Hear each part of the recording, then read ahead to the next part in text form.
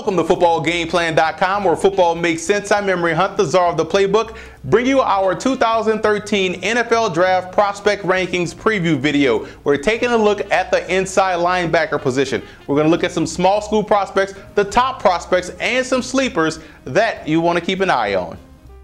I still believe Manti Te'o is the #1 inside linebacker in his class. You look at what he has and what he can bring to a team. He has great football IQ. He gets through traffic well and has improved on his pass coverage. Now, he's not overly agile.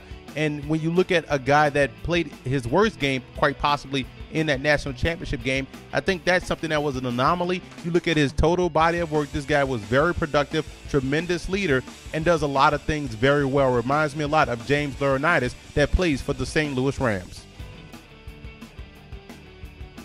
Kevin Minter out of LSU is another one of these inside linebackers with excellent football awareness. This guy is always making the right decision. He just has to be quicker in getting to that decision with his footwork, so his change of direction skills is not where it needs to be. But you look at a guy that excels at blitzing, does a great job with tackling. So overall, I think this is a fine inside linebacker prospect, maybe better suited as a 3-4 inside linebacker where he can just attack downhill, but also gives you that option of dropping him back in coverage where he also has solid coverage skills.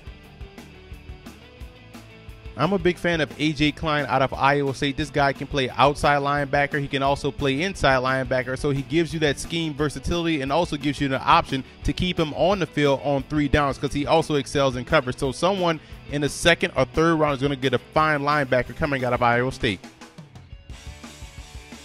I like the way Bruce Taylor attacks the line of scrimmage. This guy does a great job in forcing plays to happen. Now, he does take a lot of false steps, and that's something that can be coached out of him at the next level, and that's the one thing he has to improve on. But when you look at this guy and the way he can blitz, the way he can attack the quarterback and the ball carrier, you have to like that about a linebacker, which is why I graded him out as a 3rd or 4th round prospect. Nico Johnson was a productive player for Nick Saban in that defense at 6'2", 245. There's a lot to like about Nico Johnson. What I like most is the fact that he does wrap up tackle. He's a very aggressive tackler. Now, he has to become a little bit more instinctive to get to the football quicker, but otherwise a solid 4th round grade. Kiko Alonso out of Oregon is one of those one-dimensional linebackers that does a great job at that one dimension, which is seek and destroy. When he plays downhill, he's going to be effective. When he's blitzing, he's effective. Now, when he has to change direction, that's when he's not as effective. And his aggressiveness causes him to miss plays. But he does give you the added bonus of dropping back in coverage, you see right there, and being an effective linebacker that can play on all 3 downs.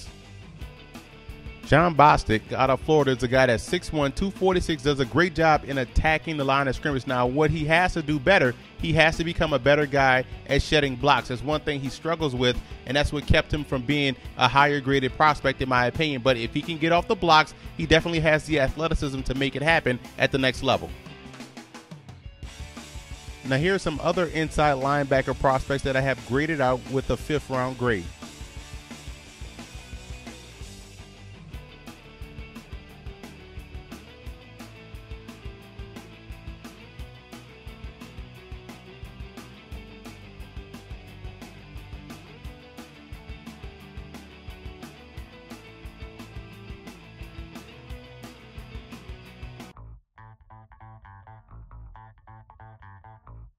Keep an eye on Steve Boharness out of Rutgers, a guy that's 6'1", 236 pounds, can also line up and play the Sam backer, which means he can line up over the tight end and effectively play coverage. Also has the size and the athletic ability to play inside as the Mike backer, which is why I have him in this video. But he has to work on shedding blocks, just like Jon Bostic out of Florida, has to be able to get off those blocks at the next level in order to be an effective run defender.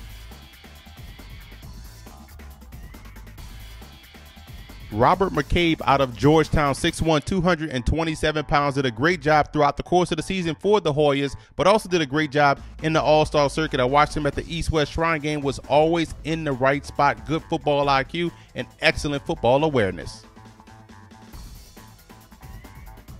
Jeremy Kimbrough out of Appalachian State does a great job near the line of scrimmage. Your classic linebacker, inside linebacker. One thing he does exceptionally well that I've noted throughout the course of this video is that he does take on blocks very well and does a great job in tackling, doesn't miss a tackle, also can drop back in short to intermediate coverage. So he shows the complete package for inside backer. Definitely a legit small school prospect. Brandon Hepburn out of FAMU is a guy that's not as polished as Earl Holmes was when he came out of the same program, but a guy that definitely has some inside linebacker ability, can get to the quarterback, 5.5 sacks, was a team leader in tackles with 86. There's definitely a spot on an NFL roster for a guy like Hepburn.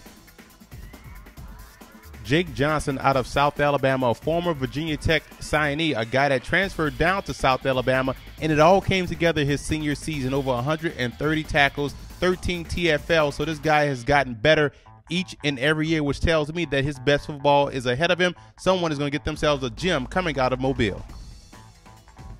And you want to keep it locked in here to Football Game Plan throughout the course of draft season, as our senior draft analyst Chris James does a great job breaking down the prospects on his radio show every Thursday at 7 p.m. Eastern Time at blogtalkradio.com/footballgameplan. And you can also follow him on Twitter at CJ429.